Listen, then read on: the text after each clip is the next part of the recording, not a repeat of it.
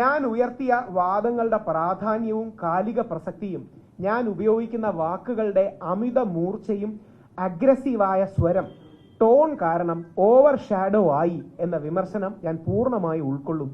കോടതികളിലെ മാധ്യമങ്ങളിലെ വിമർശനം ബഹുമാനത്തോടെ സ്വീകരിക്കുന്നു, അംഗീകരിക്കുന്നു. അതെൻ്റെ വാക്കുകളിലും പ്രവൃത്തിയിലും ഉണ്ടാവും.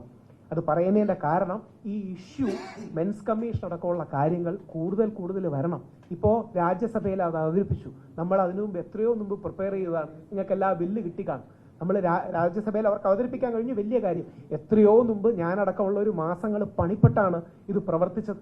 അപ്പോൾ ഇനി അതിൻ്റെ ഒരു കൗതുകം കൂടിയുണ്ട്, നിങ്ങൾ കൊടുക്കണം. അതിനെ ഏറ്റവും എതിർത്ത ആള്, അതായത് പുരുഷ കമ്മീഷൻ ബില്ലിനെ ഏറ്റവും എതിർത്ത ആള് രാഹുൽ മാങ്കൂട്ടത്തിലാണ്. ഇത് വേറെ ആരുമല്ല പറഞ്ഞത്, രാഹുൽ മാങ്കൂട്ടത്തിൽ എന്നോടാണ് പറഞ്ഞത്. ഞാൻ രാഹുൽ മാങ്കൂട്ടത്തിനോട് ഈ പുരുഷ കമ്മീഷൻ ബില്ലിന്റെ കാര്യം സംസാരിച്ചപ്പോൾ പറഞ്ഞു, അത് ശ്രീ VD സതീശനോട് ഞാൻ പറഞ്ഞാണ്, അതായത് രാഹുൽ മാങ്കൂട്ടത്തിൽ പറഞ്ഞാണ് ഏറ്റവും എതിർത്തത്. ഞാൻ പറഞ്ഞു, ഇപ്പോഴേ ഞാൻ പറഞ്ഞ കാര്യങ്ങൾ പറയുന്നില്ല. ഇതിന്റെ പ്രശ്നം എന്താ അറിയാമോ? നമുക്കൊരു പ്രശ്നം വരുമ്പോഴാണ് ആൾക്കാർക്ക് ഇതിന്റെ ഇഷ്യൂ മനസ്സിലാകും. ആരും ഹെൽപ്പ് ചെയ്യാനില്ലാത്തൊരു ഇഷ്യൂ വരും. അതുകൊണ്ടാണ് നാളെ മുകേഷ് എന്നെ ദുബായ് എന്ന് കണ്ടതുപോലെ ഒരു ചോദ്യം നിങ്ങളോടായിട്ട് ചോദിക്കാം. ഞാൻ നെഗറ്റീവായി പറയുകയല്ല. നമ്മുടെ കൂടെ നിൽക്കുന്ന, ഇവിടെ ഇരിക്കുന്ന ആർക്കെങ്കിലും നാളെ ഇതേപോലൊരു വ്യാജ പരാതി വന്നാലേ നമ്മുടെ കൂടെ നിൽക്കുന്ന എത്ര പേര് നമ്മളോടൊപ്പം ഉണ്ടാവും? പെട്ടെന്ന് നമ്മൾ അസ്പർശ്യനാവും, പെട്ടെന്ന് നമ്മൾ അൺടച്ചബിൾ ആവും, പെട്ടെന്ന് നമ്മുടെ ഫോൺ വിളിച്ചാൽ സുഹൃത്തുക്കൾ എടുക്കാതാവും, പെട്ടെന്ന് നമ്മൾ വിളിച്ചാൽ പിന്നെ എന്തെങ്കിലും പാരയും തൊല്ലയാവും, ഇവൻ പ്രശ്നക്കാരനാകുമോ?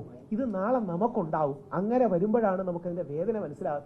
എൻ്റെ കൂടെ സപ്പോർട്ട് ചെയ്യാൻ നിൽക്കുന്നവരല്ല, അവർ ചിലപ്പം കുറച്ച് ഓവറായിട്ട് കാര്യങ്ങളൊക്കെ ചെയ്യും. ജീവിതത്തിലെ വേദന കൊണ്ടാണ്. അതുകൊണ്ട് പറഞ്ഞ് അവസാനിപ്പിക്കുമ്പോൾ, അക്യൂസ്ഡ് പ്രൈവസി പ്രൊട്ടക്ഷൻ അഥവാ വിദേശ പല സ്കാൻഡിനേവിയൻ രാജ്യങ്ങളിലും ഉള്ളതുപോലെ കേസിൽ കോടതി കുറ്റക്കാരനാണെന്ന് കണ്ടെത്തുന്നത് വരെ അക്യൂസ്ഡിന്റെ പേരും വിക്ടിം പ്രൊട്ടക്ഷൻ പോലെ തന്നെ ഉണ്ടാകണം. അക്യൂസ്ഡിന്റെ പേരും ശരിക്കും കംപ്ലൈന്റന്റ് എന്നാണ് വിളിക്കേണ്ടത്. പക്ഷേ ഇന്ന് കോടതി വിധികളും മറ്റും തീർച്ചയായിട്ടും വിളിക്കുന്ന കാര്യമെന്ന് പറഞ്ഞാൽ അതിജീവിത എന്നൊക്കെയാണ്. ശരിക്കും അതിജീവിത എന്നൊരു ടെർമിനോളജി ഇല്ല, ഇരാന്നൊരു ടെർമിനോളജി ഇല്ല. കംപ്ലൈന്റന്റ്, പരാതിക്കാരി അല്ലെങ്കിൽ ആവലാതിക്കാരി എന്നാണ് പോലീസുകാർ എഴുതുന്നത്. കോടതിയുടെ ഭാഷയിൽ പരാതിക്കാരി എന്ന് മാത്രമേ ഉള്ളൂ. നിങ്ങൾ ഓർക്കുക, പരാതിക്കാരിയെ നിങ്ങൾ ഇരയെന്നും അതിജീവിതയെന്നും പറയുമ്പോൾ ഓൾറെഡി കേസ് പ്രജുഡിസ് ചെയ്ത് കഴിഞ്ഞു. അതായത് ഓൾറെഡി അവർക്ക് പ്രശ്നം പറ്റിക്കഴിഞ്ഞു എന്നാണ്. പറഞ്ഞോളൂ, കുഴപ്പമില്ല, പറഞ്ഞോളൂ, സ്ത്രീപക്ഷ നിലപാടിന്റെ കാര്യമായി പറഞ്ഞോളൂ, കുഴപ്പമില്ല. പക്ഷെ മറുഭാഗത്ത് പുരുഷനെ വേട്ടക്കാരൻ എന്ന് വിളിക്കാതിരിക്കാനുള്ള ഒരു മര്യാദ നമുക്ക് കാണിക്കണം.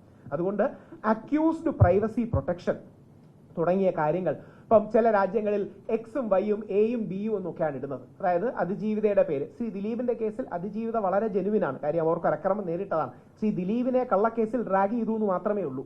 അതുകൊണ്ട് അക്യൂസ്ഡിന്റെ പ്രൈവസി പ്രൊട്ടക്ഷൻ അടക്കമുള്ള കാര്യങ്ങളുണ്ട്. ജീവിതകാലം മുഴുവൻ വ്യാജ പരാതിയിലൂടെ കരിയർ, സമ്പാദ്യം, ജീവിതം തകർന്ന അവസ്ഥയിൽ പല വ്യക്തികളും എത്തിയിട്ടുണ്ട്. അങ്ങനെ ഒരു വ്യക്തി എത്തുകയും ചെയ്യും. നാളെ അത് നമ്മുടെ മകൻ, അച്ഛൻ, സഹോദരനാകാം. നിരപരാധിയെങ്കിൽ അവനൊപ്പവും അവൾക്കൊപ്പവും എന്ന് പറയുന്നത് പോലെ അവനൊപ്പവും നമ്മൾ നിൽക്കണം. രാജ്യസഭയിൽ ശ്രീ അശോക് കുമാർ മിത്തൽ പുരുഷ കമ്മീഷൻ ബിൽ 2025 അവതരിപ്പിച്ചു എന്നുള്ളത് വളരെ ആശ്വാസകരമായ കാര്യമാണ്. നമ്മുടെ നാട്ടിൽ സ്പീക്കറിന്റെ അനുമതി കിട്ടിയിട്ട്, ഞാൻ ഈ പറയുന്നത് പ്രൊസീജിയറാണ്, സ്പീക്കറിന്റെ ശ്രീ ഷംസീറിന്റെ അനുമതി കിട്ടിയിട്ടും ഇപ്പോഴും ബിൽ അവതരിപ്പിക്കാൻ കഴിയാത്തത് നിങ്ങൾ മാധ്യമങ്ങൾ എന്തു പറയുമെന്ന് കോൺഗ്രസിലെ ചില ആൾക്കാർക്ക് പേടിയുള്ളതുകൊണ്ടാണ്. ഞാൻ പറയുന്നതല്ല, നിങ്ങൾക്ക് ആ ആൾക്കാരെ അറിയാം, അവരോട് ചോദിക്കാമല്ലോ. സ്പീക്കർ അനുമതി കൊടുത്തു, സ്പീക്കർ പ്രസന്റ് ചെയ്യാൻ ഡേറ്റ് കൊടുത്തു, ബില്ലായി. നിയമസഭ 246 ബില്ല് എല്ലാ 140 MLA-മാർക്കും കോപ്പി കൊടുത്തു. ഇതുവരെ അവതരിപ്പിക്കാൻ പറ്റാത്തത് നിങ്ങൾ മീഡിയക്കാർ അവരെ സ്ത്രീ വിരോധികളായി ചിത്രീകരിക്കുമെന്ന് വിചാരിച്ചാൽ. അതുകൊണ്ട് നമുക്ക് അമ്മയും സഹോദരിയും മകളും മാത്രമല്ല, അച്ഛനും സഹോദരനും മകനും കൂടി ഉണ്ട് എന്നാലോചിക്കണം. വീട്ടിൽ നമ്മുടെ മകളെ ശക്തമായി നമ്മൾ സംരക്ഷിക്കുന്നത് പോലെ മകനെ തള്ളിക്കളയുന്ന ഒരു അവസ്ഥ ഉണ്ടാകരുതെന്ന് മാത്രം താഴ്മയായി അഭ്യർത്ഥിക്കുന്നു. അതുകൊണ്ട് വളരെ സീരിയസ് ആയി ഈ കേരള സംസ്ഥാന പുരുഷ കമ്മീഷൻ ബില്ല് നിയമസഭയുടെ അവതരിപ്പിക്കാനുള്ള അനുമതി കിട്ടിയിട്ട് ഡിലേഡ് ആയി കിടക്കുക. ഒന്ന് ആലോചിച്ച് നോക്കുക, അവതരിപ്പിക്കാനുള്ള അനുമതി ലഭിച്ചിട്ട് ഡിലേഡ്. ഇന്ത്യയിൽ ആദ്യമായിട്ട് അവതരിപ്പിക്കണമെന്ന് ബില്ലാണ്. പക്ഷേ മാധ്യമങ്ങൾ, ഇത് ഞാൻ ആലങ്കാരികമായി പറയുന്നതല്ല, നിങ്ങൾ ചോദിച്ചാൽ നിങ്ങൾക്കറിയാം, മാധ്യമങ്ങൾ നമ്മളെ സ്ത്രീ വിരുദ്ധരെന്ന് ചിത്രീകരിക്കാൻ ചാൻസ് ഉണ്ട്. അതുകൊണ്ട് ചെയ്യേണ്ട. നിയമസഭയിൽ ബില്ലായി കിടക്കുന്നൊരു കാര്യമാണ്. അത് ദേശീയ തലത്തിൽ അവതരിപ്പിച്ചു, നല്ലതാണ്. ശ്രീ ശശി തരൂറിന്റെ ബില്ലിലും അദ്ദേഹത്തെ ഞങ്ങൾ കണ്ട് ക്യാമ്പയിനിന്റെ മെറ്റീരിയലായി കൊടുക്കുന്നുണ്ട്. അദ്ദേഹത്തിന് നിവേദനമായി തന്നെ കൊടുക്കുന്നുണ്ട്. അക്യൂസ്ഡിന്റെ റൈറ്റ് ഇല്ലെങ്കിൽ എന്ത് പറ്റുമെന്ന് കൂടെ പറഞ്ഞ് ഞാൻ അവസാനിപ്പിക്കാം. നാളെ ഹസ്ബൻഡും വൈഫും കൂടെ അടികൂടുകയാണ്.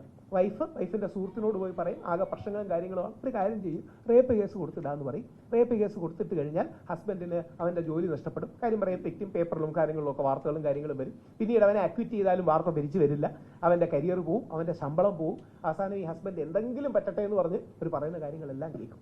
ഡൊമസ്റ്റിക് വയലൻസ് ആക്ടിനെ ലീഗൽ ടെററിസം എന്നാണ് സുപ്രീം കോടതി വിളിച്ചത്, ഞാനല്ല, എന്നാണ് സുപ്രീം കോടതി വിളിച്ചത്. ലീഗൽ ടെററിസം എന്ന വാക്കിൽ അതിന്റെ അപ്പുറമുള്ള ലീഗൽ ടെററിസത്തിന്റെ അവസ്ഥയിലേക്ക് ഇത് പോകാനുള്ള സാധ്യതയുണ്ട് വിത്തൗട്ട് ചെക്സ് ആൻഡ് ബാലൻസസ്.